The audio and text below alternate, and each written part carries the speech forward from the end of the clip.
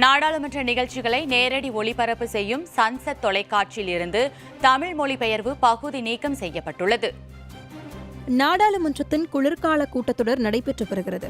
நாடாளுமன்ற கூட்டத்தொடர்களின் போது மக்களவை மற்றும் மாநிலங்களவையில் நடைபெறும் முழு அலுவல் நேரங்கள் முழுமையாக மத்திய அரசின் தொலைக்காட்சி நிறுவனமான சன்சத் டிவியில் நேரடி ஒளிபரப்பு செய்யப்பட்டு வருகிறது.